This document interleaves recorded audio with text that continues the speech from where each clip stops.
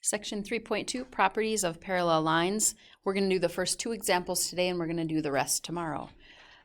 So today we're going to prove theorems about parallel lines. We're also going to use properties of parallel lines to find missing angle measures.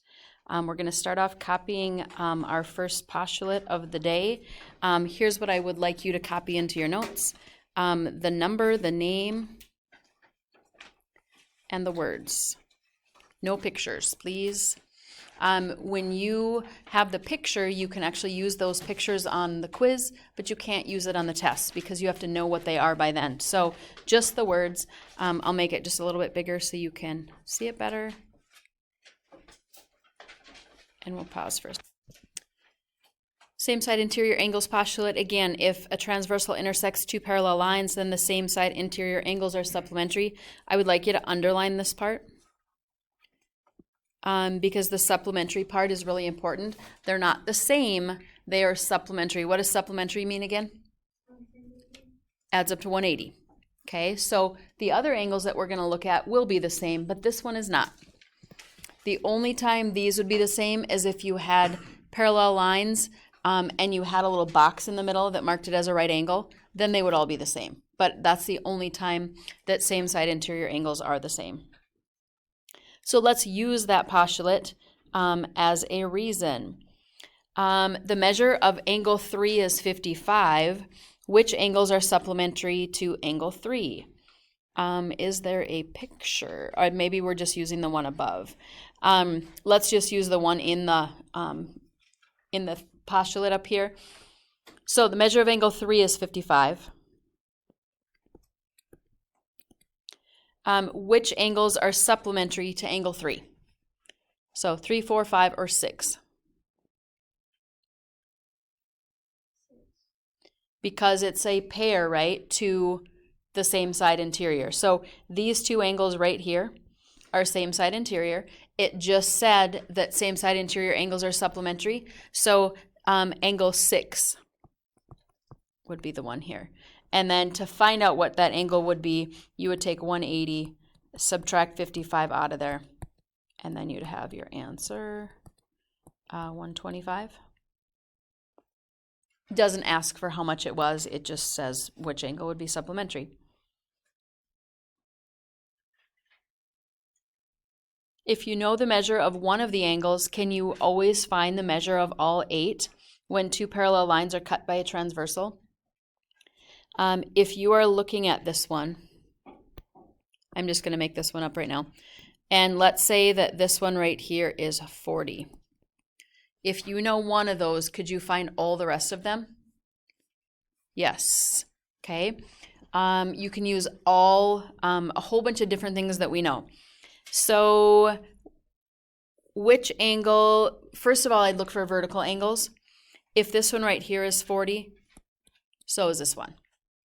Okay, then we could go, okay, I know that there's one missing that's right next to it. Those are linear pair. So the angle that's right next to this one would be 140 because 140 plus 40 equals 180. And if that one is 140, then this one right here would be 140 as well, right? Because those are vertical. And then we could move down to the bottom because we know that these two right here, I'm going to change colors for a second. These two right here add up to 180 because we just learned those were same side interior. So this one right here has to be 40 because 40 plus 140 is 180. And then wouldn't we just start the same thing over again? Because the top right one is 40, this one would be 140. The vertical pair to it would be 140. And the vertical pair to the 40 would also be 40. So you can use corresponding, you can use supplementary, you can use vertical, you can use same side interior, you can use all those things multiple times to get what you need. So this would be yes. And I just kind of explained it over there. Second postulate and theorem of the day, theorem 3.1. Is alternate interior angles theorem, and just do the words only again. If a transversal intersects two parallel lines, then alternate interior angles are congruent. So on the last one, same side interior angles were supplementary. Alternate interior angles are congruent. Second theorem of today is theorem 3.2, corresponding angles theorem. We'll do the number in the words for that one as well. So if a transversal intersects two parallel lines, then corresponding angles are congruent. Again, this is one of those where the angles that are found are congruent. So far we have corresponding angles are congruent, we have alternate interior angles are congruent, and we have same side interiors are supplementary. So if we look at the location of these two, I'm going to go back to this other one for a second. Notice the ones in red are the same. If you look at the pair, that's the acute angle in that supplementary pair. If you look at the ones that are in blue, those are both the obtuse angle part of the pair. So they kind of look the same. The only reason or the only time that you wouldn't be able to use that is if that transversal was a little bit straighter up. Then it's hard to tell, but a lot of times it's at a slant where you can kind of tell which part is acute, which part is obtuse. And all the acute parts are the same, all the obtuse parts are the same. And that same thing goes for corresponding.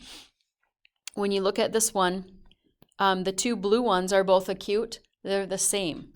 Okay, the two red ones are obtuse, those are the same. And then you can kind of see the pairs that go with them that way as well. So acute angles are the same, and then obtuse angles are the same, but you do have to know which ones are which. The ones that are in the same place are corresponding. The ones that are alternate interior would be inside the two lines, but opposite the transversal. All right, so here we have the proof of theorem 3.1. You might want to write this down just to have another proof in your notes somewhere to look at. We are given that the lines are parallel. We're trying to prove that angle 4 is congruent to angle 6. I feel like the parallel line proofs are the easiest ones that we'll do because they're kind of a little bit more straightforward than just randomly picking things out of the proof and kind of going that way. So I'm going to let you copy the given, the proof, and the picture, and then we'll go to the proof that's probably partially given to you. So this is the proof of theorem 3.1, alternate interior angles theorem. The only reason we can't use is theorem 3.1 because we're trying to prove it right here. So we can only use the things we have learned before. We have two parallel lines. Make sure that you look at the picture. These two little filled in triangles means that the lines are parallel. So if they don't tell you that, you can kind of tell they're parallel using that little red, and of course on a regular sheet that I copy for you, it wouldn't be red, but any filled in triangles mean parallel.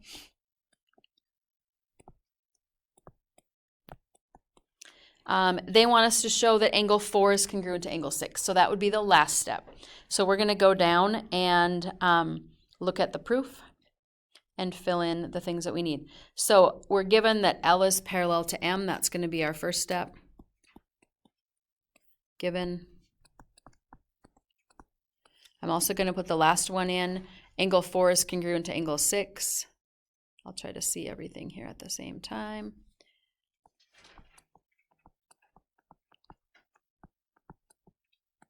And that's about all we can fill in just right off the bat.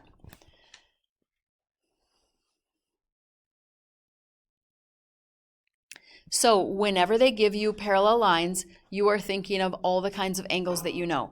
Corresponding angles, vertical angles, anything that we've learned before now. When you look at these, sometimes you can fill in things in random places that you wouldn't think that you could. So I'm going to go to the second to last line. The measure of angle 4 equals the measure of angle 6. We only know that because it's there. But when I'm looking at it, when they go from the second to last step to the last one, basically the only thing that's changing is the symbols, right? They have measures, and then in the last step they don't. And the equals becomes a congruent. Remember, probably a week and a half ago, that's definition of congruent. So even though we haven't looked at the proof yet, we can fill that one in. So I'm going to put definition of congruent angles. You can use that anytime. If you are going from congruent to the measures of the angles are equal, that's the same. So you would also use definition of congruent there as well. It's a very, very common thing. In order to use the angles, you can't have a congruent in it, and then you might have to put it back in at the end, okay? Transitive property, we're not going to do anything with that yet because we need to actually look at it a little bit more there. We won't be able to do that second to last step either. So I'm going to go back to the top. This says supplementary angles. So when we're looking at these, which angles are supplementary? The only numbers we have are 4, 3, and 6. So give me a pair of supplementary angles. 4 and 3. And then what do we know about supplementary? Equal 180. So in order to do that, we're going to do the measure of angle 4 plus the measure of angle 3 equals 180. So in order to use them, we need the measures there. And that's basically supplementary angle definition. If you wanted to put definition there, that would be okay.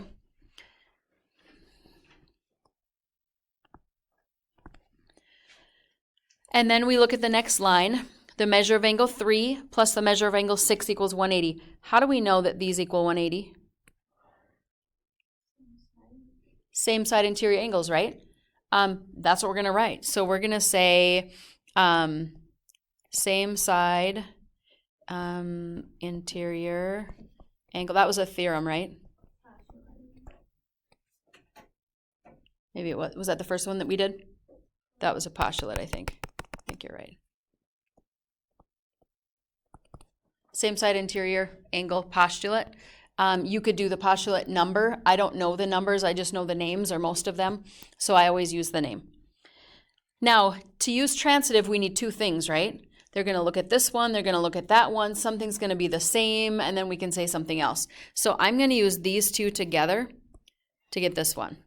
Now, I'm marking it on the outside just in case you were looking at it later. You might go, oh, how did they get that from only one line? Because usually it's the line ahead of it to the line that you have now, but sometimes they use two things. So on this one, they're going to use the measure of angle 4 plus the measure of angle 3 equals 180. The measure of angle 3 plus the measure of angle 6 equals 180. Well, if they both equal 180, don't they equal each other? They do. So transitive would be measure of angle 4 plus the measure of angle 3 equals measure of angle 3 plus measure of angle 6. This one I'm going to put in parentheses substitution because I see it more of a substitution because they're really not in the right order. If they were, it would look like this. Measure of angle 4 plus measure of angle 3 equals 180, and then 180 equals the measure of angle 3 plus the measure of angle 6. When those middle terms are the same, that's when you can say the first one equals the last one, and they never write it that way. So I dislike when they use transitive like that, when you have to go, but they're not in the right order, you know. So those two are a lot of times interchangeable, sometimes not. This one I would allow you to use substitution as well. Now, when you look at this statement, we're going to go from this one to this one. We have measure of angle 4 plus measure of angle 3 equals measure of angle 3 plus measure of angle 6. Was there something that was the same on both sides? How can we get rid of it? Subtraction. So that's this one. Subtraction, property of equality, because there's an equals in there. And then we can go from the measures are equal to the measures are congruent using definition of congruent. Very, thorough layout, but it's not something that's super difficult. Difficult because it's the first time you've seen it, but once we now have alternate interior angles, we can use that theorem now, and it's going to make the next one much easier than this one. Okay, so here's our second one. We are given, I'm going to turn this one into a 2-column as well. Put this one in your notes too, because this is one that's a good one to have. We have parallel lines are given, and we want to show that angle 1 and angle 8 are supplementary.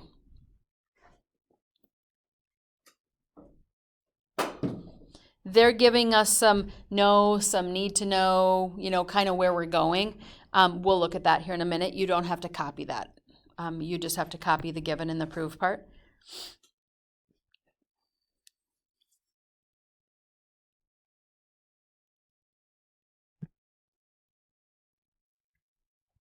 So we know the lines are parallel, and we also know that because of the filled in red circles.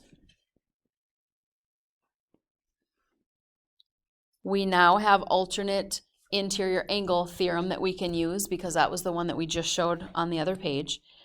Here's some things that we know. We know that they're parallel. We know there's some different kinds of angles in there that are the same. So 1 and 5 are the same because those are corresponding. 5 and 7 are the same if we had to use it. Those are vertical. They didn't write that in there, but that would be something else that we know. And we know that 5 and 8 are supplementary. They're a linear pair. So that's the kinds of things that you want kind of running through your head. When you're just looking at the picture, those are things that you can take away from it right there. We need the fact that 1 and 8 are supplementary. So that's not going to come until the end. And we're going to kind of show a plan right now. So this one's only 4 steps. So once we get these things proved, it makes them a lot shorter. All we know at the beginning was that A is parallel to B. And we also want to know angle 1 and angle 8. Was that the numbers, 1 and 8? Yeah, for sure. Are supplementary.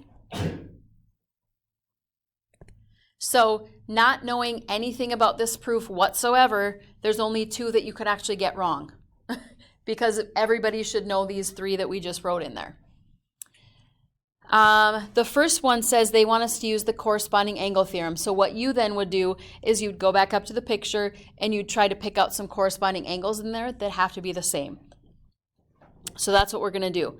When you look at the picture, which 2 are corresponding?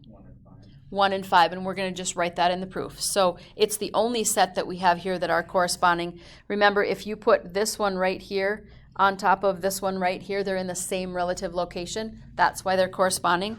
So 1 and 5 are the same. Angle 1 is congruent to angle 5.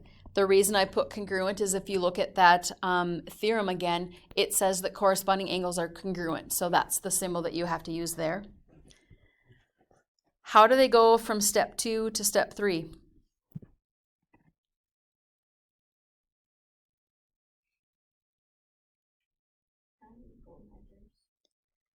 They have a congruent symbol.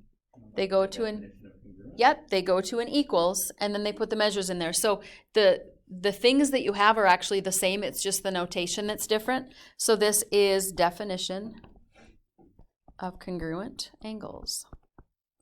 They are taking the congruent symbol away so that we can use it. I must have some on the other page. This is not the last step. Nope. I thought we only had 4. Erase this if you put it here. Sorry about that. It's on the next page. I was thinking we can't go from 1 equals 5 to 1 and 8 are supplementary. So there's more to it. I'm going to go down a page and I'm going to put that right here. Angle 1 and angle 8 are supplementary here. Sorry about that. And I'll give you time to copy that here in a minute. Okay, so we also talked about the picture again. We're going to pick a linear pair out of there. So when it says definition of linear pair, we're going to go back up to the picture and we're going to pick a linear pair. Which angles there are a linear pair? 5 and 8. So if you know things that we know from before, you can just take stuff from the picture using definitions that we know. So 5 and 8 are a linear pair. And then I'm going to go down just a little bit so we can see the next one. We're going to say 5 and 8 are supplementary first. This is kind of one of those things that it's kind of a procedure you have to go through to show that they equal 180. You can't just say definition of linear pair equals 180 yet. So we're going to say, I forgot what they were, angle 5 and angle 8 are supplementary. So when they say they're a linear pair, that means they are supplementary. They were right next to each other. Now that we know they're supplementary, we know that their measures equals 180. So definition of supplementary goes to the next one. And remember when I said if you have a vocab word in your given somewhere. It's usually definition of that vocab word next. So now that we know they equal 180, we can kind of use them a little bit more together. So I'm going to make it so that we can see the whole thing.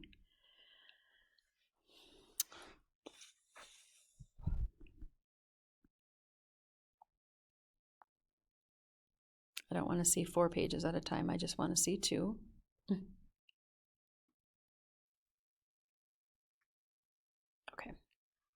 Okay, we'll go 4.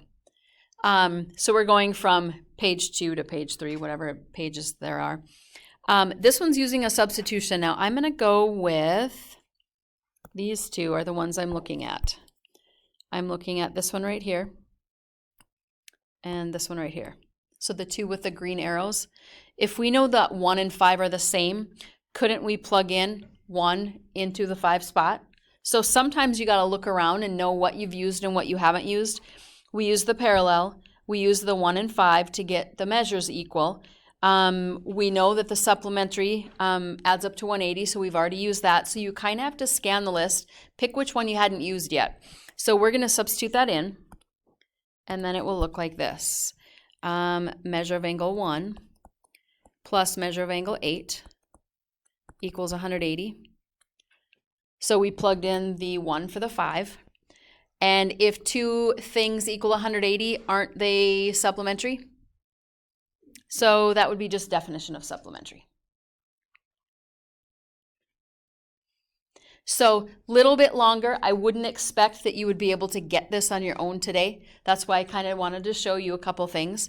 The major things that hopefully you'll learn from today is definition of congruent. You'll use that so many times. If you can recognize it, you'll always get that one right.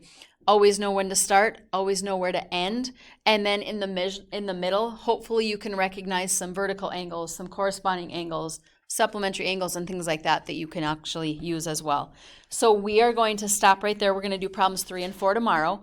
And you have just a short assignment. And I also want to put something up here on the board, but I'm going to let you get started on the book part first.